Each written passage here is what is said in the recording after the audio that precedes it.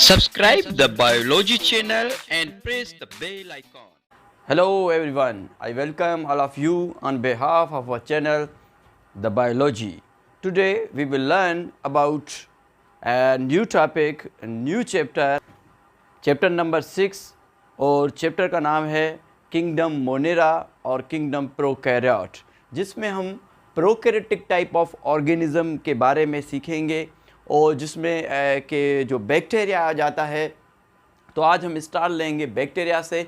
Bacteria को focus करते हुए हम प्रोकैरियोटिक को और मज़ीद समझने की कोशिश करेंगे कि प्रोकैरियोटिक टाइप ऑफ सेल क्या है और उनसे बने हुए ऑर्गेनिज़म कैसे होते हैं।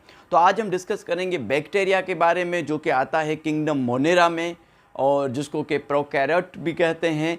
तो बैक्टीरिया स्मॉलेस्ट लिविंग ऑर्गेनिज़म है इन द वर्ल्ड। अगर हम बात करेंगे तो bacteria is a smallest living organism और बैक्टीरिया बना होता है प्रोकैरियोटिक टाइप ऑफ सेल का, कि जिसमें ट्रू न्यूक्लियस मौजूद नहीं होता और मेम्ब्रेन बाउंडेड ऑर्गेनल जैसे माइटोकॉन्ड्रिया हो गया, गोल्जी बॉडी हो गई, प्लास्टिड्स हो गए, ऐसे मेम्ब्रेन बाउंडेड ऑर्गेनल्स इसमें मौजूद नहीं होते। अगर मेम्ब्रेन बाउंडेड ऑर्गेनल्स इसमें मौजूद नहीं होते तो इतने सारे सेल के काम कौन करता है, ये भी हम सीखने की कोशिश करेंगे। ठीक है, तो बैक्टीरिया जो कि प्लूरल है और सिंगुलर बैक्टीरियम हम कहेंगे। और सबसे पहले इन 1673 में एक साइंटिस्ट थे जिनका नाम था एंटोनी वैन लीeuwenhoek, जिन्होंने के एक्सपेरिमेंट किया था। मुख्तलिफ़ किस्म के पानी उसने कलेक्ट किए थे, डिफरेंट टाइप्स ऑफ वाटर, और ड्रॉप ऑफ वाटर में जब वैन लीeuwenhoek ने देखा तो उसको नज़र आए बहुत सारे टिनी particle in drop of water. एक ड्रॉप ऑफ वाटर में जब माइक्रोस्कोप के नीचे वैन लीeuwenhoek ने देखा तो इस माइक्रोस्कोप में बहुत सारे टाइनी ऑब्जेक्ट नज़र आए। टाइनी ऑब्जेक्ट जो कि उछल रहे थे, कूद रहे थे, विग्लिंग हो रही थी, ठीक है, जो कि तड़प रहे थे और उछल कूद रहे थे। जब इन ड्रॉप ऑफ वाटर में वैन लीeuwenhoek ने इन टाइनी पार्टिकल्स को देखा तो ये हैरान हो गया कि एक छोटे से पानी के टुकड़े में बहुत ज़्यादा तादाद में छोटे छोटे ऑब्जेक्ट हैं। और उन्होंने कहा कि ये पानी में जो छोटे छोटे ऑब्जेक्ट हैं ये माइक्रो ऑर्गेनिज़म हैं। तो इनने सबसे पहले जो माइक्रो ऑर्गेनिज़म को ईजाद किया, जिसमें माइक्रो ऑर्गेनिज़म में बैक्टीरिया भी आ जाता है। तो van Leeuwenhoek was the founder of microorganism. उसके बाद जो रॉयल सोसाइटी हुआ करती थी उनमें वैन लीeuwenhoek ने बहुत सारे लेटर्स लिखे कि भाई का जो ड्रॉप है, मुख्तलिफ़ किस्म के पानी के ड्रॉप में इसने एक्सपेरिमेंट किया है और इसने ऑब्ज़र्व किया है कि कुछ ऐसे भी पानी हैं जिनमें कि टाइनी मॉलिक्यूल्स, टाइनी ऑब्जेक्ट्स मौजूद हैं, और उनको इसने कहा कि ये क्या है, माइक्रो ऑर्गेनिज़म है। इन माइक्रो ऑर्गेनिज़म में से एक माइक्रो ऑर्गेनिज़म जिसको कि हम कहते हैं बैक्टीरिया। तो बैक्टीरिया का अगर हम स्ट्रक्चर देखेंगे कि बैक्टीरिया कैसा होता है, देखने में कैसा होता है, जब आप माइक्रोस्कोप के नीचे बैक्टीरिया देखेंगे तो बैक्टीरिया कुछ ऐसा नज़र आएगा आपको। बैक्टीरिया की अगर मेजरमेंट करेंगे इन लेंथ, तो लेंथ में 2 to 10 माइक्रोन, जो ये म्यू की निशानी है, 2 to 10 माइक्रोन के आपको बैक्टीरिया नज़र आएंगे। अगर विड्थ में आप देखेंगे तो 0.2 से लेके 2 तक इन डायमीटर आपको बैक्टीरिया मिलेंगे। अब बैक्टीरिया का स्ट्रक्चर देखते हैं। बैक्टीरिया मूव करता है फ्लैजिला की मदद से, थ्रेड लाइक स्ट्रक्चर जो इसकी बॉडी में मौजूद होते हैं। जो यहाँ पे बेसल बॉडी होती है, यहाँ से ये जो फिलामेंटस या थ्रेड लाइक स्ट्रक्चर अराइज होते हैं। फ्लैजिला इसका जो पार्ट है पहला, जो कि बना होता है फ्लैजिलन प्रोटीन से। इसमें माइक्रोट्यूब्यूल प्रोटीन नहीं होती, ट्यूबुलेंट प्रोटीन इसमें मौजूद नहीं होती। ये अराइज होते हैं यहाँ से, बेसल बॉडी से अराइज होते हैं और थ्रेड लाइक इन स्ट्रक्चर होते हैं। और इनका फ्लैजिला का काम क्या होता है कि ये बैक्टीरिया को मूव कराते हैं, बैक्टीरिया की लोकोमोशन में हेल्प करते हैं, बैक्टीरिया को एक जगह से दूसरी जगह पे ये ले जाने में हेल्प करते हैं। ठीक है, उसके बाद इसमें एक और ट्यूब लाइक स्ट्रक्चर मौजूद है जिसको पिल्ली कहते हैं। इसमें एक हॉलो ट्यूब मौजूद होता है जिसको कि पिल्ली कहते हैं। पिल्ली का काम लोकोमोशन नहीं है।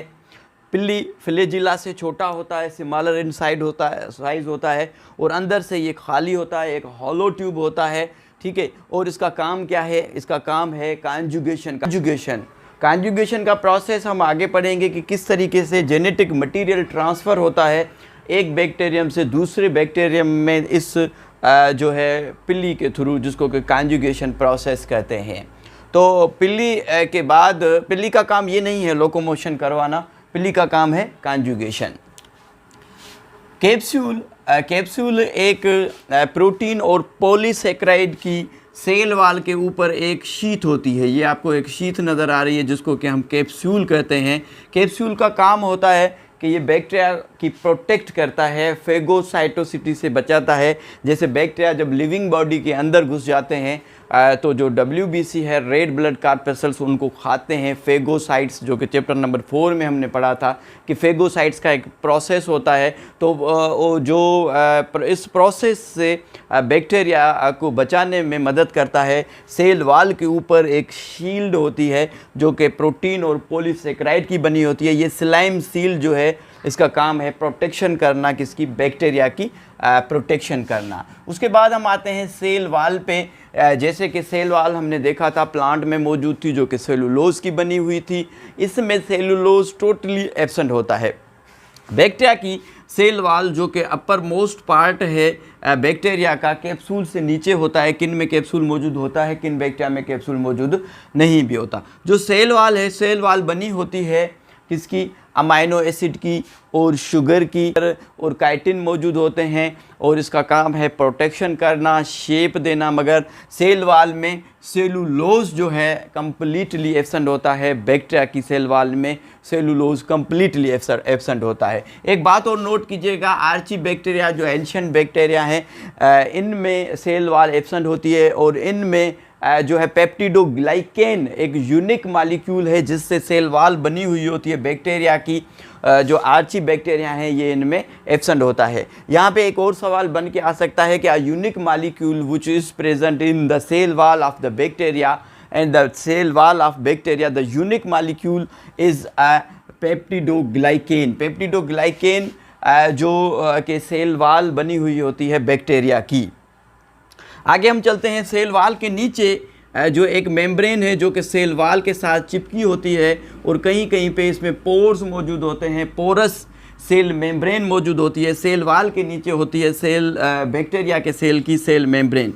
अगर सेल मेम्ब्रेन को हम देखेंगे तो सेल मेम्ब्रेन में inside the cell wall cell membrane होती है और कंपोज्ड होती है लिपोप्रोटीन की, लिपिड और प्रोटीन की बनी हुई होती है। और सेल मेम्ब्रेन का काम करती है एज अ रेस्पिरेटरी ऑर्गेन। इसमें रेस्पिरेशन का प्रोसेस होता है। कैसे रेस्पिरेशन का प्रोसेस होता है कि ये जो सेल मेम्ब्रेन है, ये अंदर की तरफ एक गुच्छा बनाती है, इन्वेजिनेशन होती है, और इस इन्वेजिनेशन ऑफ सेल मेम्ब्रेन को हम कहते हैं मीजोजोम।